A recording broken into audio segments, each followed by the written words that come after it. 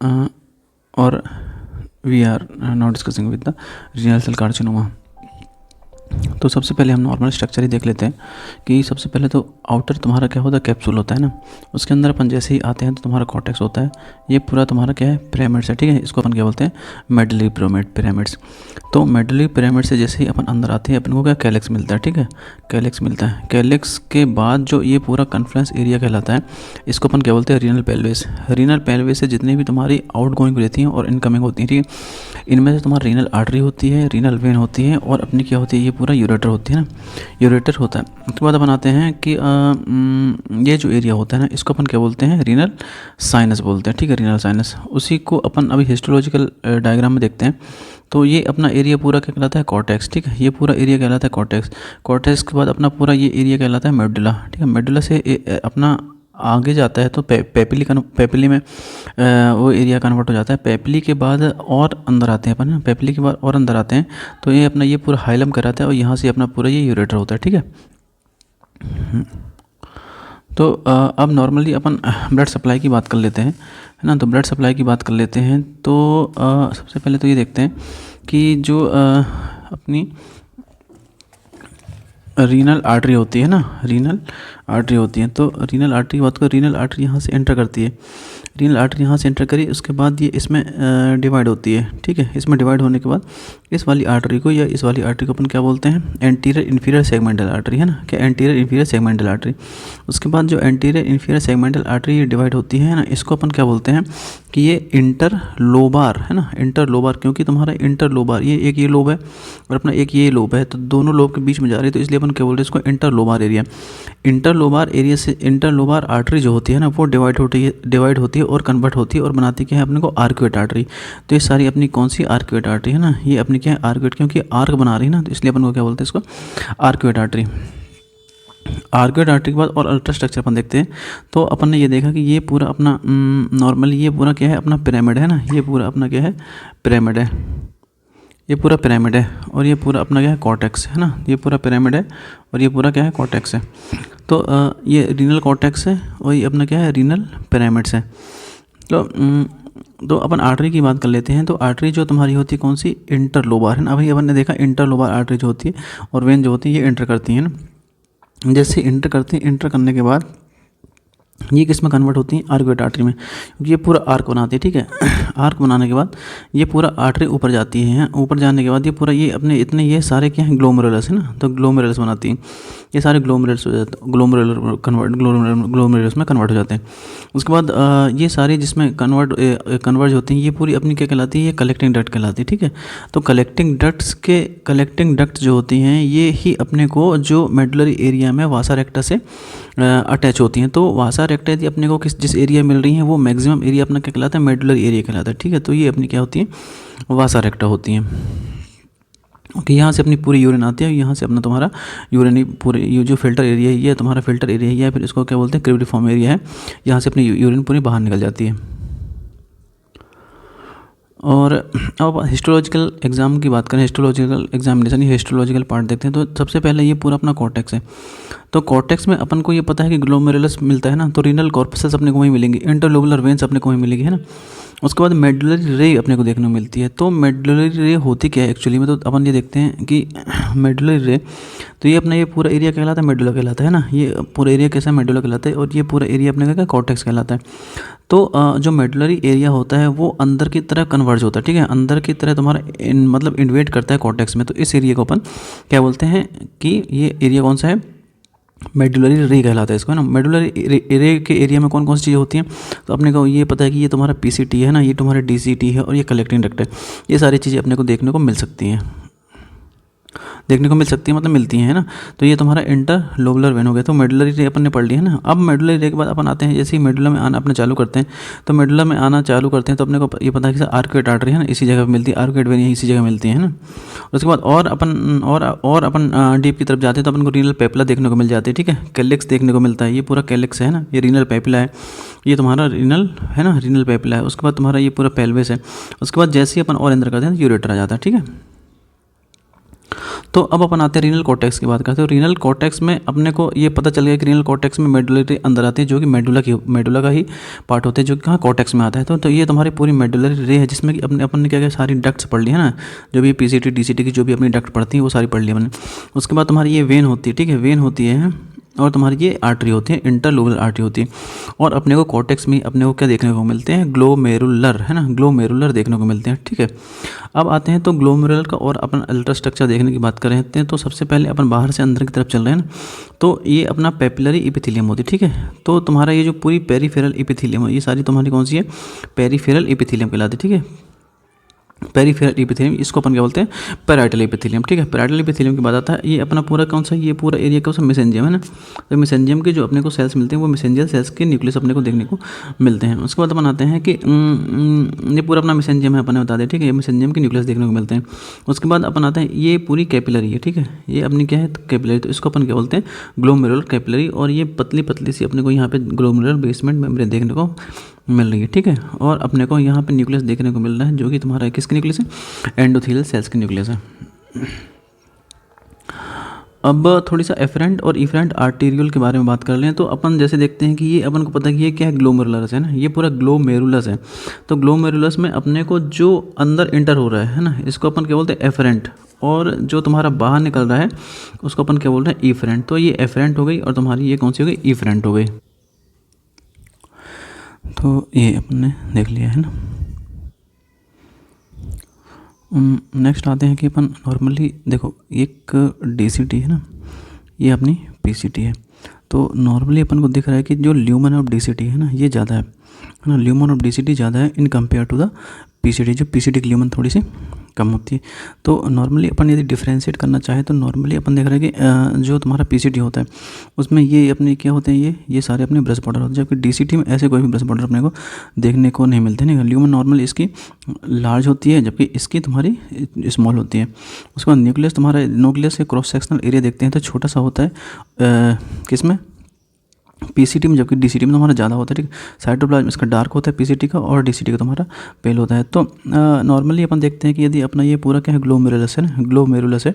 तो ग्लोमेरुलस में अपन डीसीटी देखते हैं कि नॉर्मली डीसीटी की ल्यूमन कैसी होती है, काफ़ी लार्ज होती है, ठीक है। डीसीटी की तुम्हारी ल्यूमन काफ़ी लार्ज होती है। वहीं पर देखते हैं पीसीटी की ल्यूमन काफ़ी छोटी होती है, ठीक है। तो ये सारे अपने क्या पीसीटी हैं, और जबकि ये तुम्हारा डीसीटी है।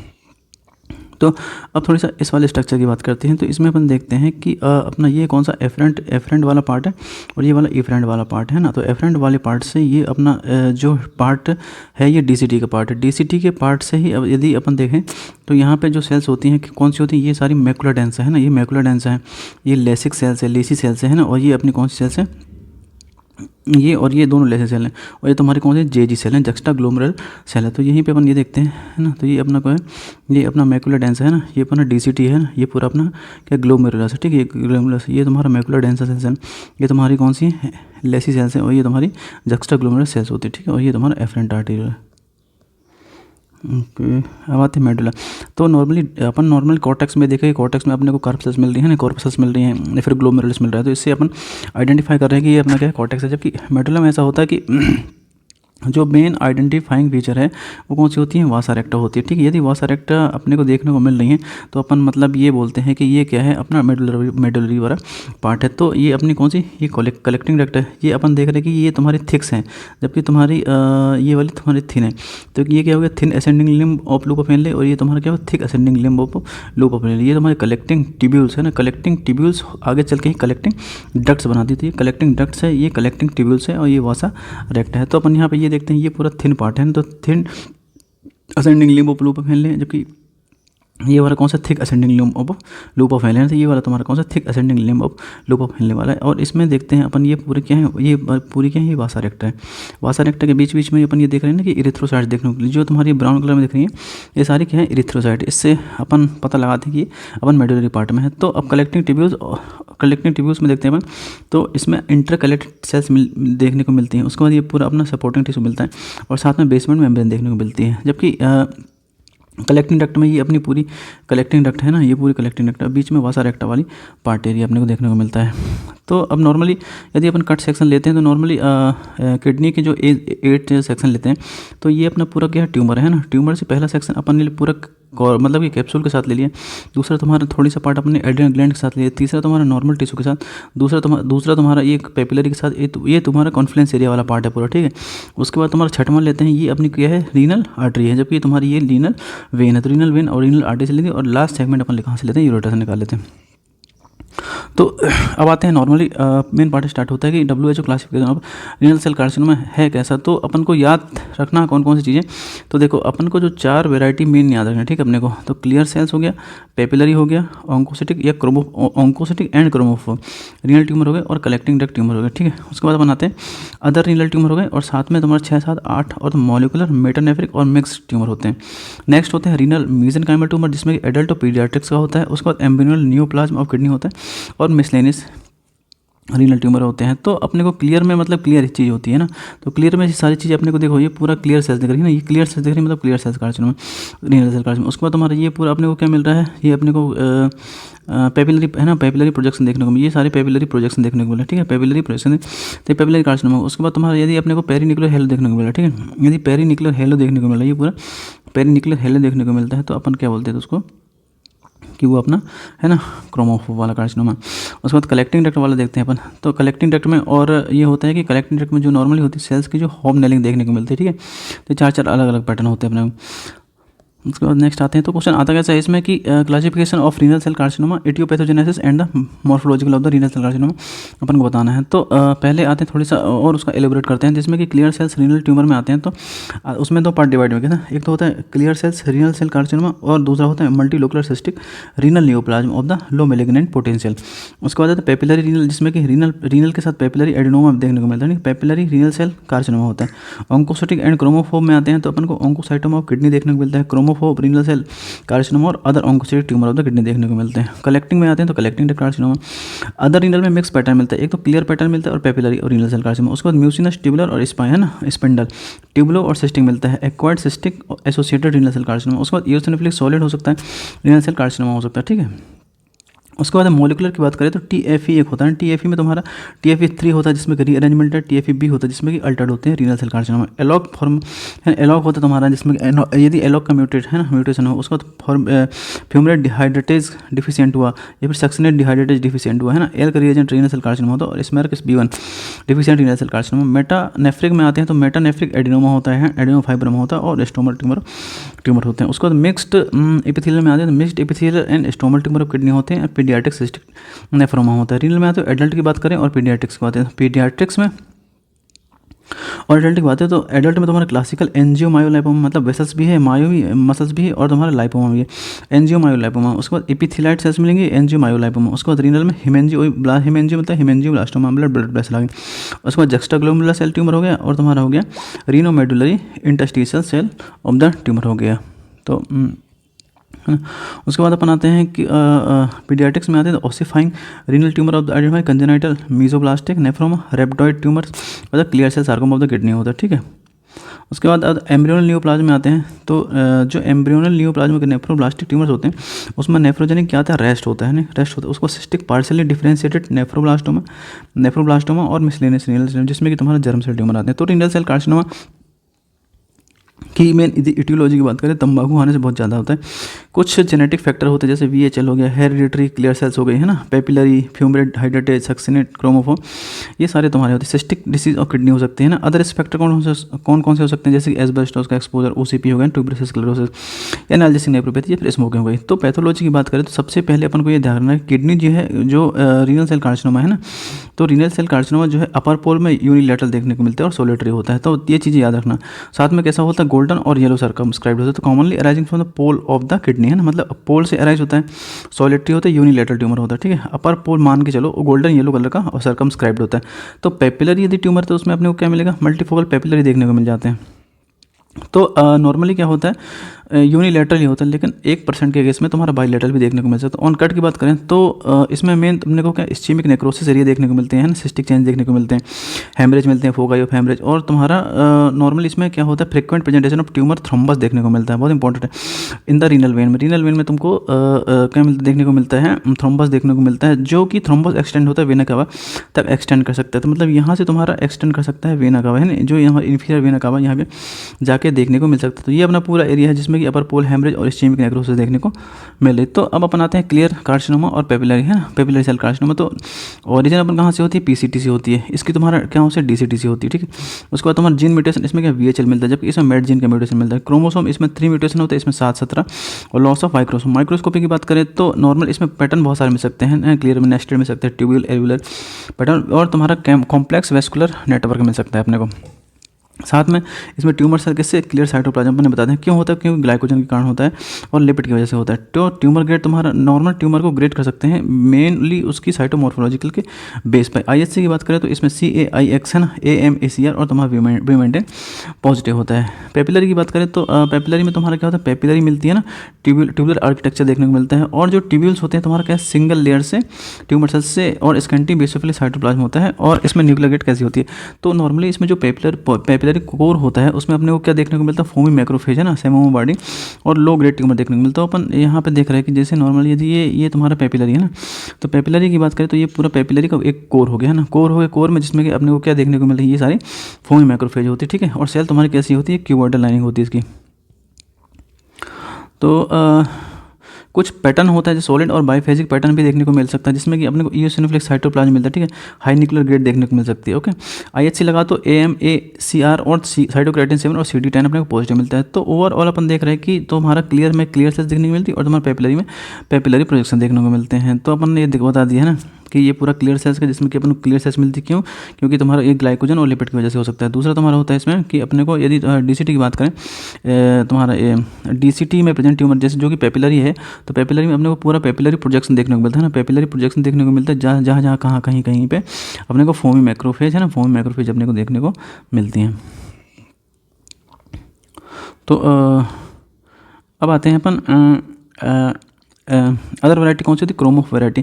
तो क्रोमोफोर वैरायटी में अपन ने ये बता दिया है कि क्रोमोफोर वैरायटी में यदि अपन को पेरीन्यूक्लियर हेलो देखने को मिल रहा है ना, और साइटोप्लाज्म ओंगोसिटिक साइटोप्लाज्म है, तो अपन मतलब उसकी क्रोमोफोर वैरायटी की तरफ जाते हैं, जो कि 5 to 7% होते हैं। मल्टीपल क्रोमोसोम का लॉस यदि हुआ 1, 2, 6, 13, 17 और वाई क्रोमोसोम का लॉस होता है इसमें। हिस्टोलॉजी मोस्टली तुम्हारा कौन सा पैटर्न मिलता है इसमें, ये पूरा सॉलिड पैटर्न है, ठीक है। ये इस पैटर्न को क्या बोलते हैं, सॉलिड पैटर्न बोलते हैं, सॉलिड पैटर्न देखने को मिलता है। और साथ में मिक्सचर ऑफ इओसिनोफिलिक सेल्स, जिसमें कि पेरीन्यूक्लियर हेलो देखने को मिलते हैं, जो कि क्लियर सेल्स होती हैं। ओके, तो दूसरा नेक्स्ट होता है कलेक्टिंग डक्ट। तो ये और भी कम होता है, 1% से कम होता है ना। कॉम्प्लेक्स क्रोमोसोमल एबनॉर्मलिटी देखने को मिलती है, इसमें पैटर्न अलग अलग मिलते हैं, ट्यूबुल मिल सकते हैं, ट्यूबुल पेपिलरी पैटर्न मिलता है। सेल एग्जिबिट तुम्हारा न्यूक्लियर फीचर, जिसमें कि हाई ग्रेड न्यूक्लियर फीचर और इओसिनोफिलिक साइटोप्लाज्म देखने को मिलता है। तो मेन इसमें अपने को क्या मिलता है कि ये होमनेलिंग पैटर्न मिल सकता है, ठीक। ये अपना पूरा कलेक्टिंग डक्ट कार्सिनोमा होता है, ठीक है। सॉलिड ग्रोथ बोलते हैं, प्रोमिनेंट तुम्हारा न्यूक्लियोलाई एंड इओसिनोफिलिक साइटोप्लाज्म अपने को देखने को मिल रहा है। तो अब फाइनली अपन क्लिनिकल फीचर की बात करें तो जो पेशेंट अपने साथ प्रेजेंट होता है, तो लेस देन 4 ईयर का पेशेंट है ना, उसको ग्रॉस हीमोचूरिया होती है 60% की एज में होती है, फ्लैंक पेन होता है और तुम्हारा पाल्पेबल एब्डोमिनल मास मिलता है। और जो उसका स्प्रेड होता है कैसा, हेमेटोजेनस स्प्रेड के साथ लंग्स, ब्रेन और बोन में जाके इन्वेट करता है। तो लोकल और सिस्टेमिक जो कंप्लेन होती है नॉर्मली क्या, फैटिग होती है, वेट लॉस होता है ना, क्या से होता है, और इंटरमिटेंट फीवर होता है पेशेंट का। तो और पैरानियोप्लास्टिक सिंड्रोम की बात करें तो इसमें पॉलीसाइथेमिया, इंक्रीज कैल्शियम, हाइपरटेंशन और कुशिंग सिंड्रोम देखने को मिल सकता है। तो ओवरऑल अपन टोटल यदि समराइज करें कि क्लियर सेल्स में अपने को क्या मिलती हैं, तो ये पूरी क्या है, ट्यूमर सेल्स है ना, ट्यूमर सेल्स में अपने को क्लियर सेल्स देखने को मिल रही है, ठीक है। दूसरा होता है पेपिलरी में अपन को पेपिला देखने को मिल रही है और साथ में तुमको फोमी मैक्रोफेज देखने को मिलती हैं।